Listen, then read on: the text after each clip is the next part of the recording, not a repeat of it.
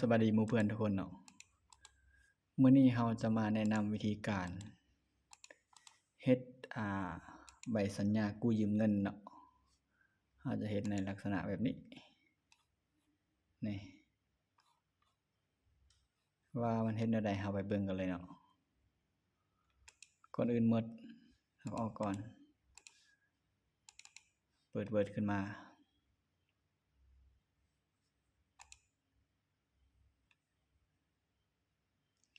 หลังจากเราเปิด Word ขึ้นมาแล้ว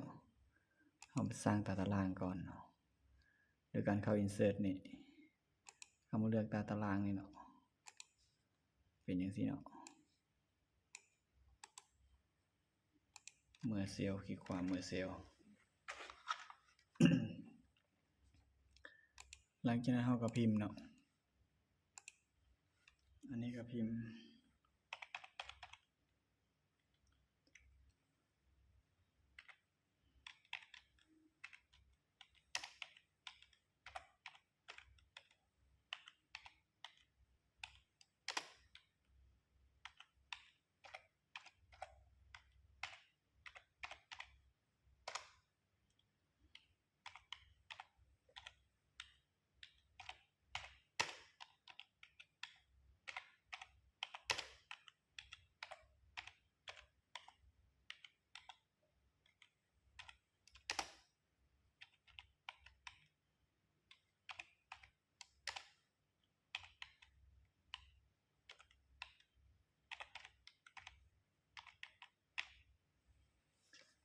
เอาเนาะ หลังจากเราพิมพ์คมคันได้แล้วเนาะเราพิมพ์ได้แล้วก็ย้ายมาอยู่นี่เนาะให้มันอยู่มองกลางนี่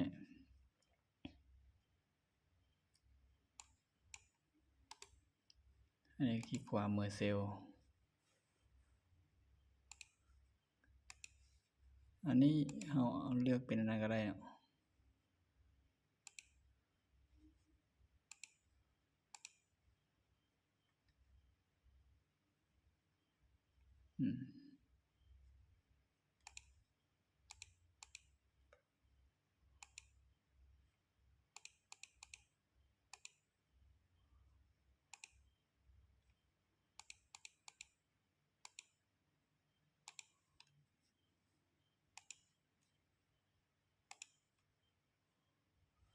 โอเคเนาะในมันได้มาแล้วแหละเราก็เอาตามนี้อีกคลิกขวามือเซลล์คือเก่าแล้วเขียนใส่ว่า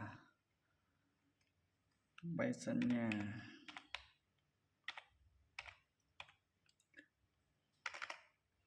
ใบ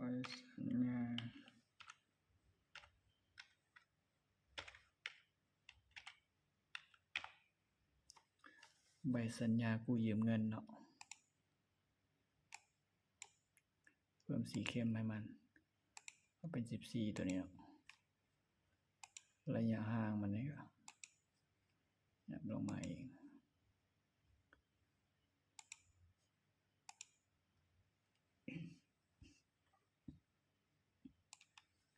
ตัวนี้คลิกขวามือเซลล์อีก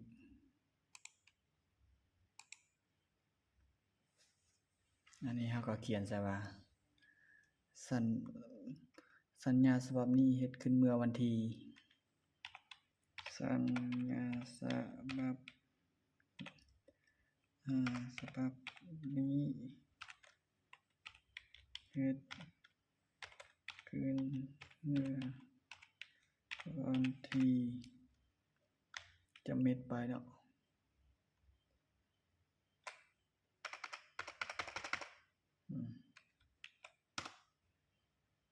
เมื่อวันที่ละทานหยังเขาห่วงทานก็จะเม็ดไปเนาะเข้าร่วมในสัญญากู้ยืมเขาเขียนเข้าร่วมในสัญญากู้ยืม ในนามผู้ให้กู้ยืมในนามผู้ให้กู้ยืมเอิ้นว่าเอิ้น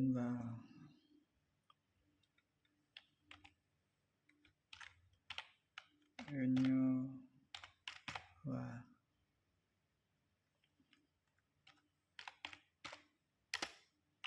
ฝ่ายกอเนาะใส่วงเล็บให้มันซะ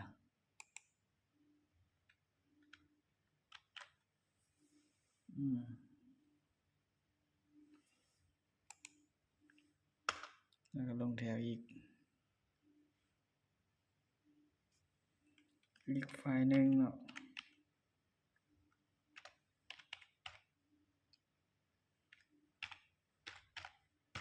อีกฝ่ายหนึ่ง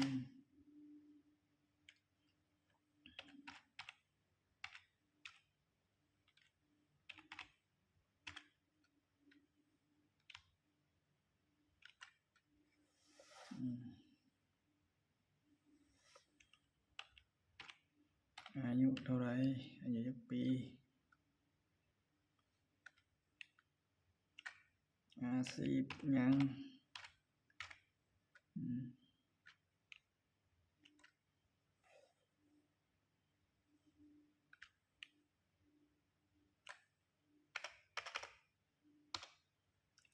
ปัจจุบันอยู่บ้านเนาะ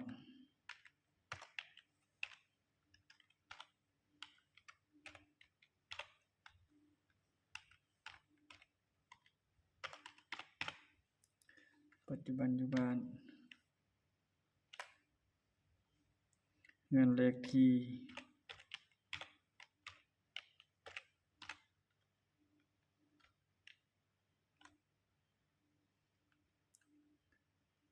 เมือง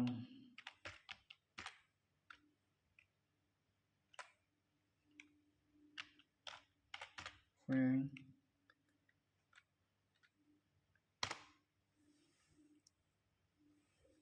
เบอร์โทรใส่เนาะ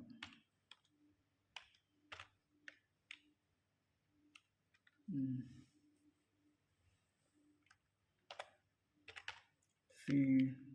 ผัวหรือเมียใส่เข้าร่วมในสัญญาเข้าร่วมในสัญญาในนามผู้กู้ยืมเอิ้นว่า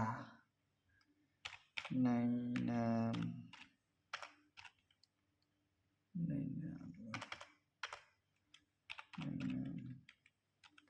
ผู้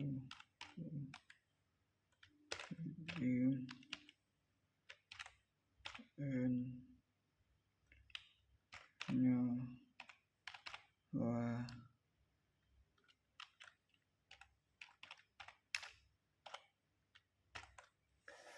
ฝ่ายขอเนาะ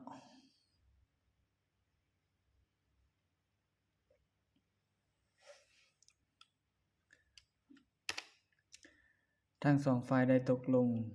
เฮ็ดใบสัญญานำกันทั้งสองฝ่ายได้ตกลงเฮ็ดใบสัญญานำกันซึ่งมีรายละเอียดดังลงนี้ซึ่งมีรายละเอียด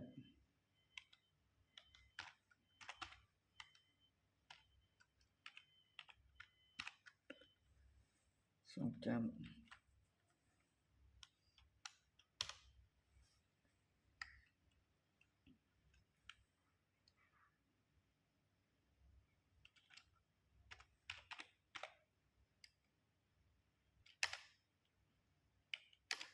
ฝ่ายกอ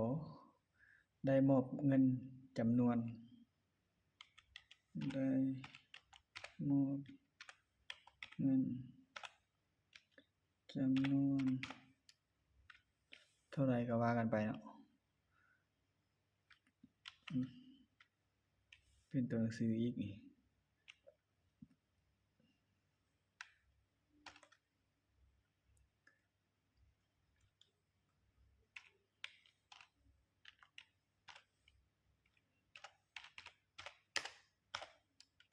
ให้แก่ฝ่ายขอเนาะ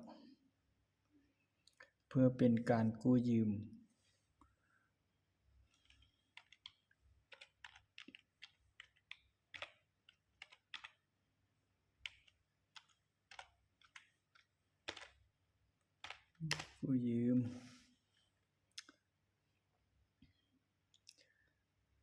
กำหนด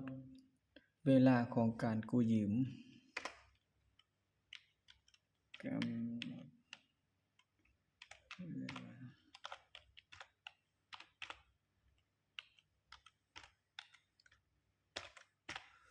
กำหนดเวลาของการกู้ยืมเนาะ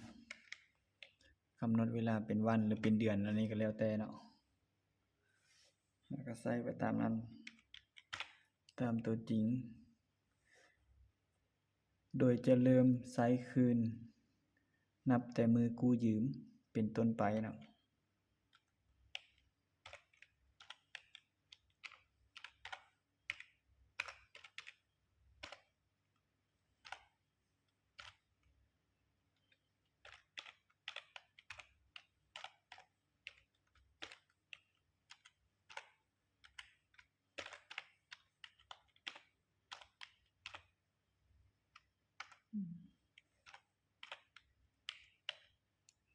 เป็นต้นไปเนาะทุกๆวันบ่ให้ขาดวันละอันนี้ขึ้นกับเฮาเว้ากันเนาะเรียมเป็นมื้อหรือเรียมเป็นเดือนเนาะเขียนลงในสัญญา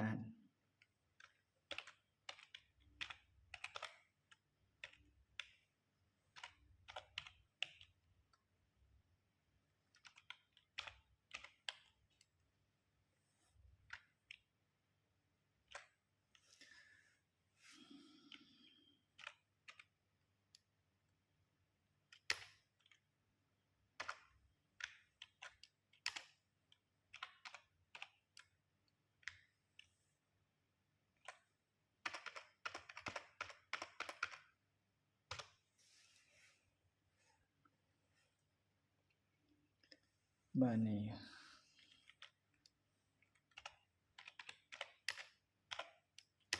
ฝ่ายขอบานนี้ต้องได้ชำระเงินทั้งหมดให้แก่ฝ่ายขอ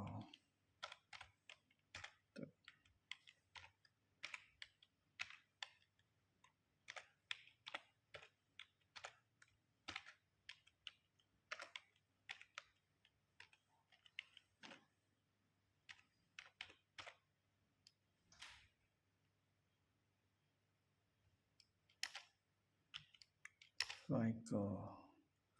ให้ครบตามจำนวนค้างถึง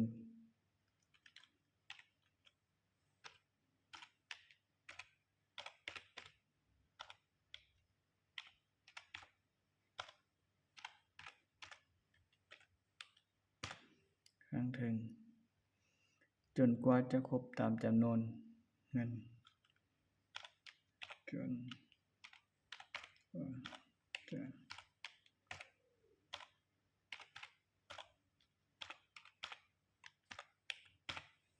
จำนวนเงินกู้ตามจำนวนเงินกู้ตามกำหนดเวลา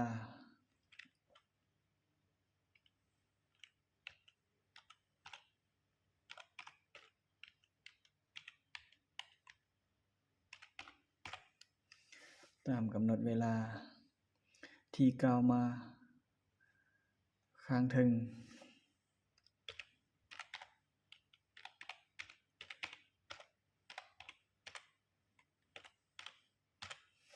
ที่กล่าวมาข้างถึงเนาะ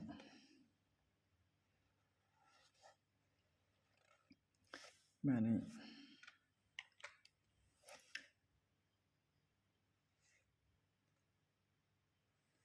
ห้ามค้างชำระ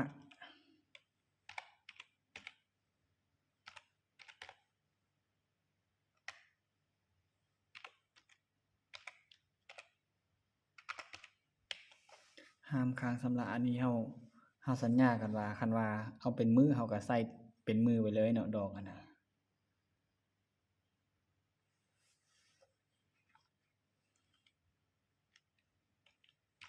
เกิน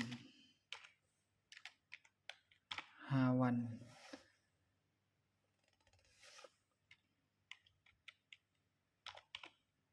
เด็ดขาด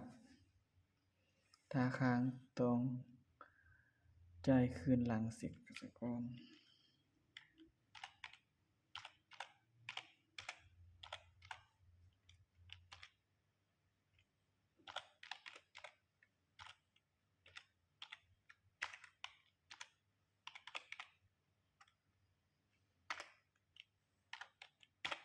สหกรณ์เนาะ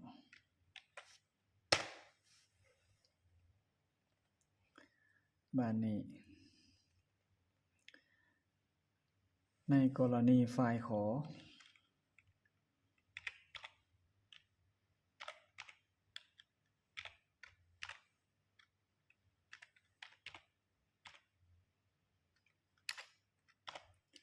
ฝ่ายขอ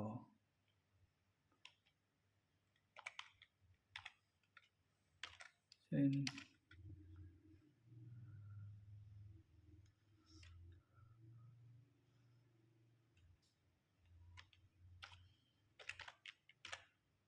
เครื่องใช้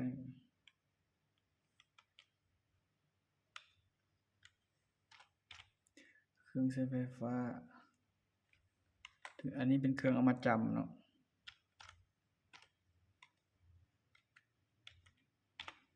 เป็นเครื่องใช้ไฟฟ้าตู้เย็นบ่โทรภาพเนาะ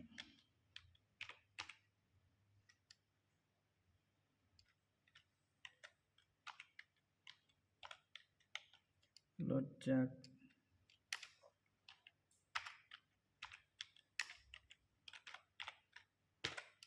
และอื่นๆเนาะ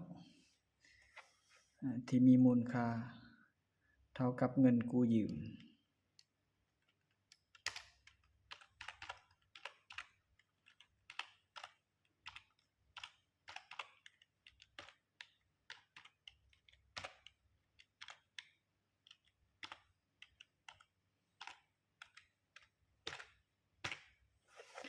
ที่มีมูลค่าเท่ากับเงินกู้ยืมเนาะ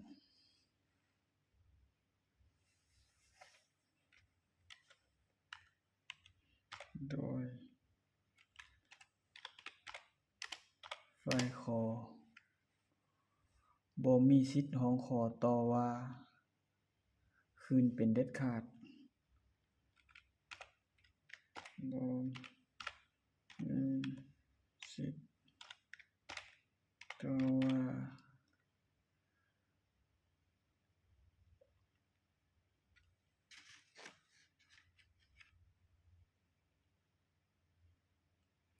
บ่มีสิทธิ์ต่อว่าเป็นเด็ดขาดเนาะ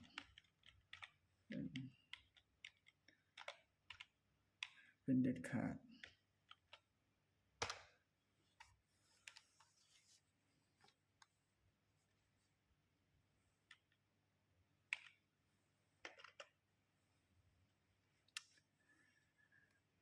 บัดนี้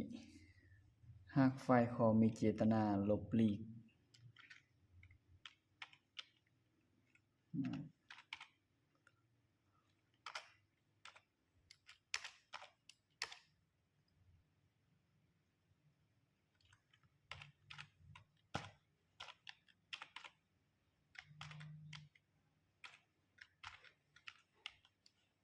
ลบหลีกซึ่งเฮ็ดให้หาตัวบ่พบ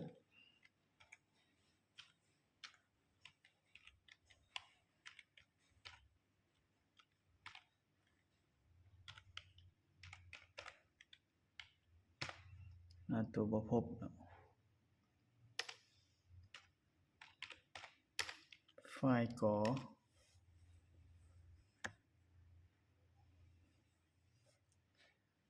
มีสิทธิ์เขายึดทรัพย์ดังกล่าวมา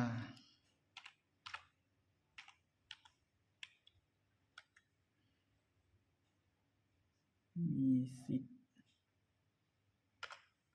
เขา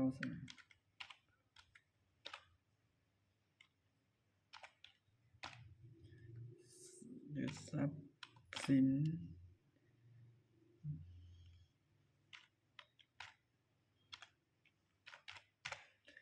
ยึดทรัพย์สินดังกล่าวมาข้างถึงนั้น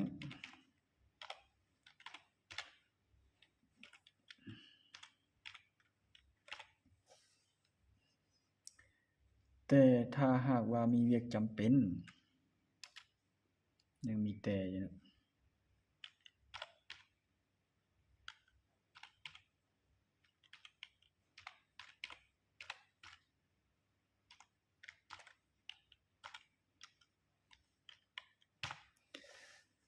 แต่ถ้าหากว่ามีเวียกจำเป็น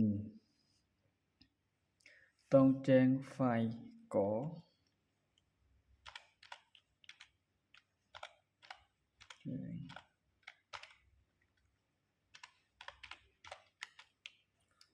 ฝ่ายก่อรับทราบเหตุผลนั้น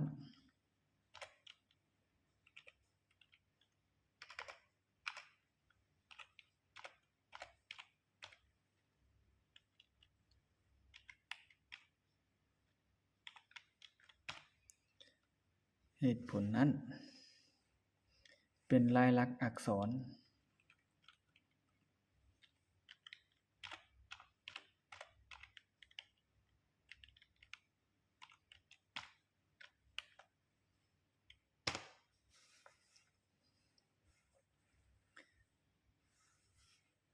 บ้านนี้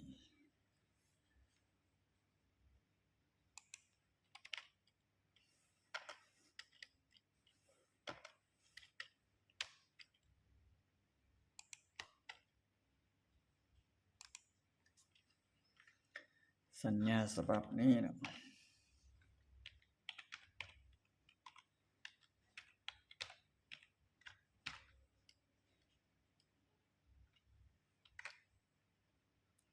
เฮ็ดขึ้นมาโดยความเห็นดีทั้งสองฝ่าย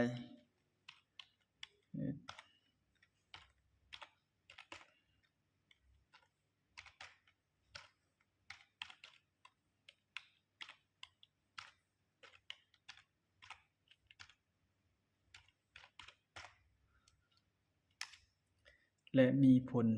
ศักดิ์สิทธิ์ใช้ได้ตามกฎหมาย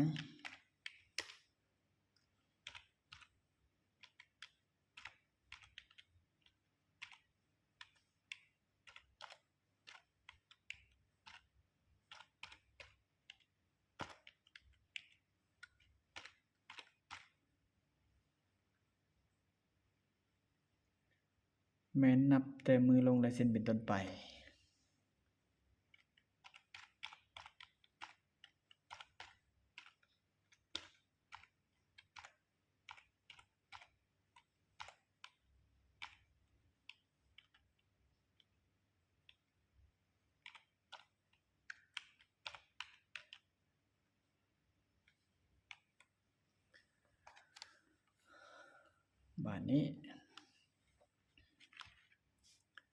บ้านนี้ก็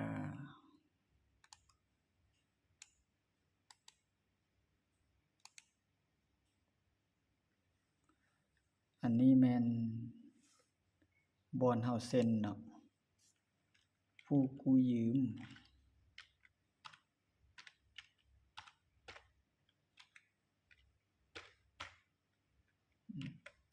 หรือว่าฝ่ายขออะไรเนาะ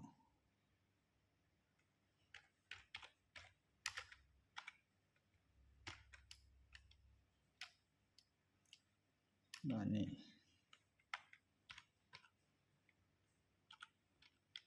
ผู้ค้ำประกันเนาะต้องมีผู้ค้ำประกันเนาะ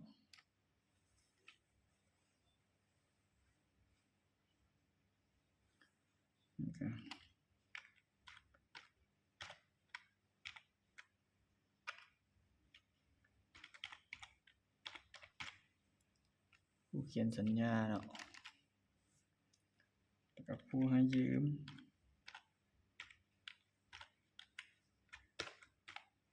หรือว่าฝ่ายก่อนั่นเองเนาะ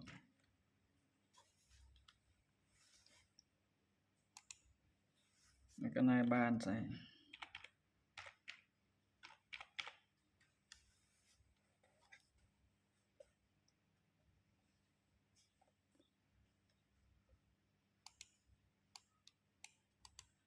ตัวนายบ้านเอา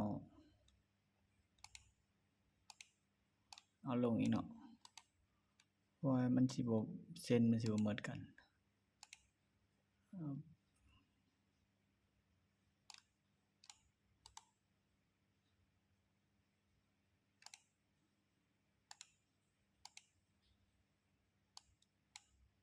เอาลงอีกบันหนึ่งเอาประมาณนี้เนาะ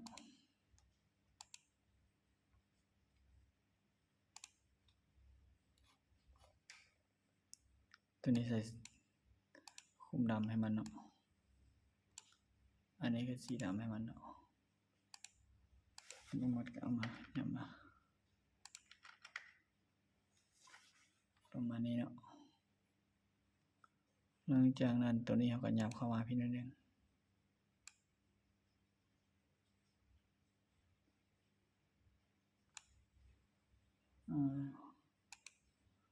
ตัวนี้ก็ย้ำเข้ามาพี่นิดนึงมาซ้ำกันเลย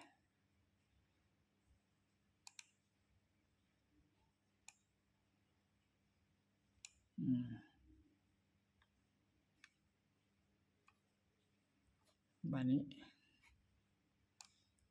ตัวหนังสือนี่ตัวหนังสือแนวก็ปรับให้มันห่างหน่อยนึง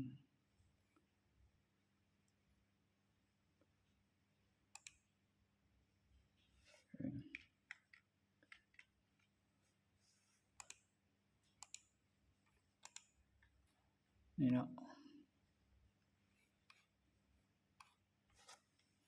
หลังจากนั้นเราก็มาเลือกตาตารางนี่เรามาเลือกตาตารางนี่ออก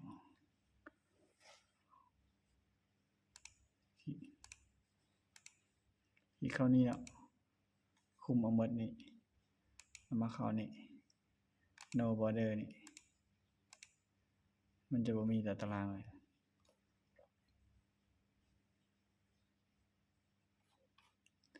เราจะได้อยู่ประมาณนี้เนาะสำหรับใบสัญญากู้ยืมเงินเนาะถ้าว่าผู้ใดอยากเฮ็ดก็เบิ่งคลิปนี้กับเฮ็ดตามคลิปนี้ได้เลยเนาะนี่แล้วก็เข้ามาเซฟบาร์นี่เซฟเอานี่เซฟแอดนี่เลือกเซฟอยู่ไสเดสก์ท็อปก็เซฟเดสก์ท็อปเนาะชื่อมาเขียนใบสัญญากู้ยืมเนาะใบยืมนี่เซฟไปเอามาเบิ่งเด้เนี่ยสำหรับคลิปนี้ก็จบเพียงเท่านี้เนาะขอขอบใจ